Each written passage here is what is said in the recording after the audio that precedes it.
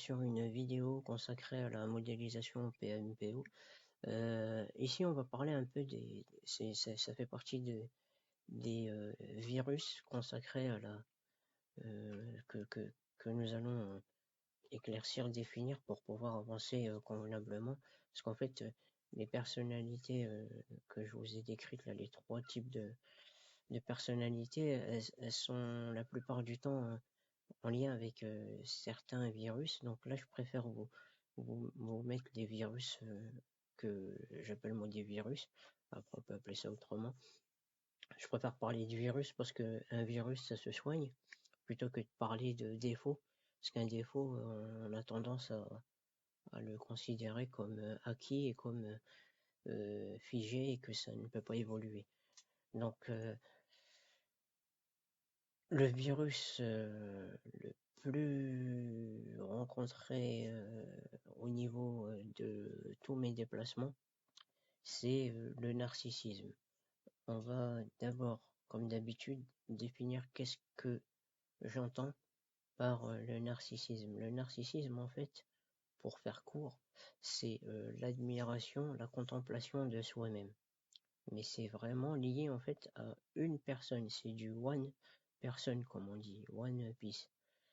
Et pour bien comprendre en fait ça, il faut vraiment rentrer dans, dans une explication générale. Moi personnellement, j'en ai trouvé 3 formes. Il en existe peut-être plusieurs autres, mais je vais vous détailler un peu les formes dont je parle et puis vous me direz ce que vous en pensez dans les commentaires. Le narcissisme organisationnel, c'est en fait le narcissisme que j'ai rencontré, c'est quelqu'un qui dit je suis meilleur que les autres et je travaille chez telle société. Par exemple, je travaille dans une société du CAC 40, etc., etc. Donc, comme je travaille là-dedans et que j'ai réussi à rentrer là-dedans, donc je suis meilleur que ceux qui n'y sont pas. Ça, en fait, c'est ce que j'appelle moi le narcissisme par ricochet, c'est-à-dire que euh, il y a un narcissisme général. Voilà, on est la meilleure société, on engendre tant de chiffres d'affaires, on a la meilleure technologie, on fait ci, on fait ça. Et en fait, le fait d'intégrer cette société provoque un narcissisme personnel. Là, on parle vraiment d'une personne, on ne parle pas de l'organisation. Parce que parfois, l'organisation, c'est juste une histoire de, voilà, on a organisé quelque chose et la chose qu'on a organisée, elle fonctionne bien, donc on en récolte les fruits, ce qui est tout à fait légitime et tout à fait normal. Et ça, c'est bien. Euh, mais là, on parle vraiment de la personne. La personne qui, en fait, pense qu'elle est meilleure que les autres parce qu'elle travaille chez telle société. Ou bien même, encore pire, dans la même société, on cultive le, le, le, ce narcissisme qui fait qu'en fait la personne quand elle sort de son travail, elle se sent gonflée, elle se sent meilleure que les autres. Bon, la plupart du temps, elle n'a pas besoin de la société pour faire ça, mais c'est juste que c'est un déclencheur, quelque chose qui la maintient dans cette espèce d'égocentrisme, dans cette espèce de contemplation de soi-même. Après, on a ce que j'appelle moi le narcissisme communautaire. Celui-là, en fait, c'est euh, je suis meilleur que les autres parce que, par exemple, je suis musulman. Et le pire, c'est qu'on va aller chercher des versets dans le Coran pour justifier ce narcissisme. On va venir dire que voilà, j'appartiens à ce groupe. Par exemple, je suis du groupe. Il faut savoir que chez les musulmans, il y a plusieurs formes d'organisation. Et chacun a une lecture ou a quelque chose de particulier par rapport à l'autre. Mais le pire, c'est de voir que dans ces organisations, il y a des gens qui pensent qu'ils sont meilleurs que les autres.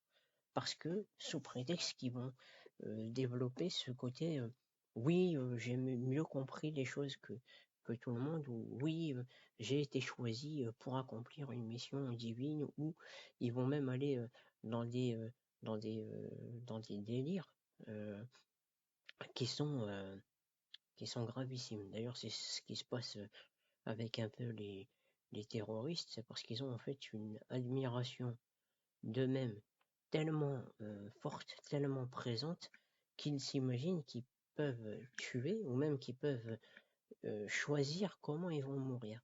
Parce qu'en fait, c'est arrivé à un stade à un stade où ils pensent que eux, ils ont le droit de, de décider de qui mérite de vivre ou pas. Donc ce narcissisme lié à un groupe, il est très dangereux parce qu'il est très très très difficile à déceler. Il est très très très difficile à identifier et à comprendre.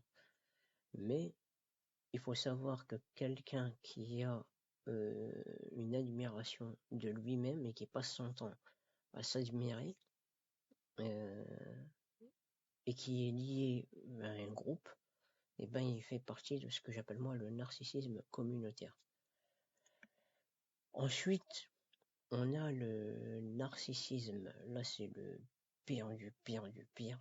C'est le narcissisme que j'appelais moi le narcissisme satanique. Celui-là, c'est je suis meilleur que les autres, j'ai fait ceci, j'ai pas fait cela, moi, je suis comme ça, donc comme je suis comme ça, je suis meilleur que l'autre. Et ça, c'est basé sur ce qu'on appelle une interprétation personnelle, c'est-à-dire la personne imagine que parce qu'elle a réussi à faire ceci ou qu'elle a réussi à sortir de telle situation, elle est obligatoirement meilleure que les autres. J'ai eu des discussions avec des personnes que j'ai rencontrées qui développaient cette forme de narcissisme qui était moi j'étais dans l'alcool et je m'en suis sorti, donc je suis meilleur que vous parce qu'en fait je viens de loin. C'est des trucs hallucinants. Là, ici, j'ai entendu, oui, mon père il a fait ci, donc comme mon père il a fait ça, eh ben, moi je suis meilleur que vous. Ici, j'ai croisé des gens, moi j'ai réussi à rentrer dans telle entreprise, donc comme j'ai réussi à rentrer dans cette entreprise-là, je suis forcément meilleur que vous. Vous voyez vous entendez des choses qui sont vraiment destructrices et catastrophiques. On va faire un petit peu le parallèle, parce que comme vous savez, moi je suis musulman et que ça c'est des analyses, on va dire, scientifiques, mais après j'ai pris des exemples qui existent dans le Coran, dans les histoires qu'on peut lire.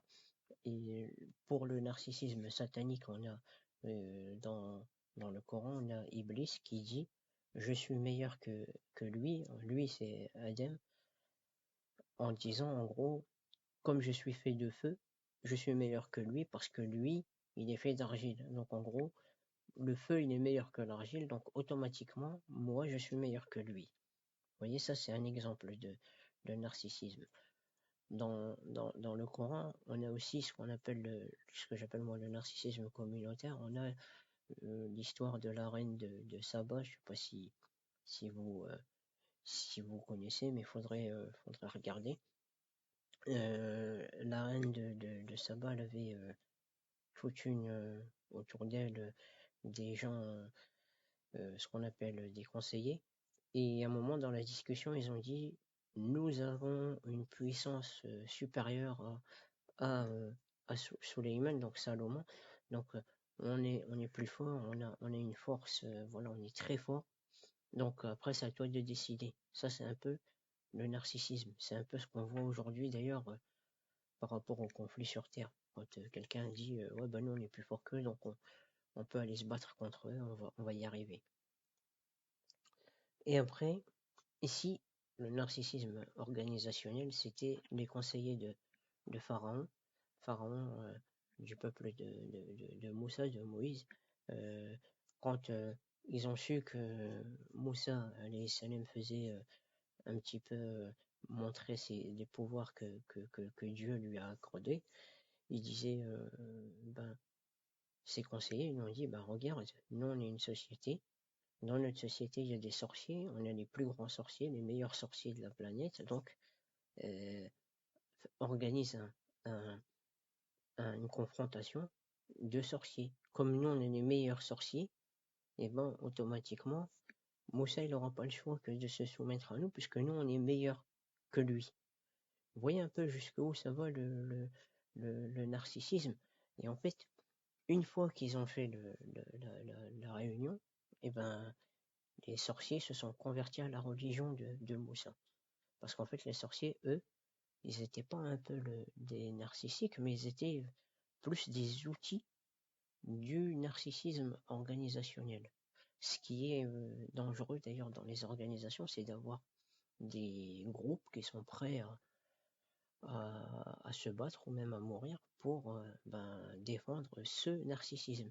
On le voit, ça, ce narcissisme organisationnel dans les quartiers. Vous savez, des points où moi j'ai dû vous rencontrer un peu ce qui m'est arrivé il y a quelques années. Et vous voyez bien en fait qu'il y a un narcissisme organisationnel dans lequel il y a des gens qui sont prêts à même donner leur vie pour protéger cette organisation. Mais ils sont prêts à donner leur vie parce qu'en fait, ils sont en admiration d'eux-mêmes. Ils s'imaginent que parce que eux, ils permettent à une organisation de faire certaines choses, ils pensent que c'est bien. Donc, ces formes-là à étudier, bon là, je vous fais vraiment une synthèse, mais c'est vraiment, vraiment, vraiment compliqué. Parce qu'il faut savoir que le narcissisme, contrairement à l'humilité, il pousse les gens à vouloir écraser les autres. Parce que je suis meilleur que toi, donc je peux me mettre au-dessus de toi. Je peux te rabaisser, je peux t'humilier, je peux te traiter comme si tu n'étais rien. Et cette forme de narcissisme, elle est dangereuse. Contrairement à l'humilité qui peut, on verra ça plus tard, qui peut se transformer en humiliation quand elle n'est pas bien dosée, c'est que on dit ouais je comprends pas, donc comme je comprends pas, ça me dérange pas. Mais après le problème c'est qu'à la fin, quand on commence à vouloir réfléchir, on se dit ouais donc puisque je comprends pas, c'est que je dois être nul. Et comme je dois être nul, vous voyez, ça c'est l'opposé du narcissisme. C'est le narcissisme, c'est ouais je suis meilleur que les autres, donc je peux écraser les autres. Et l'humilité, voire l'humiliation, c'est de toute façon, je suis moins bien que tout le monde, donc pourquoi j'essaie d'exister au milieu de tout le monde? Pourquoi je m'isolerai pas dans un coin où il n'y a personne pour être bien? Je sais pas si c'est clair parce que j'ai vraiment voulu faire une synthèse rapide et de toute façon, j'espère pouvoir, Inch'Allah, faire d'autres vidéos qui vont vous expliquer un peu le fond de mes différentes analyses, de mes différentes pensées. Donc si vous avez des éléments à, à rajouter, n'hésitez pas. Et je vous dis à très bientôt.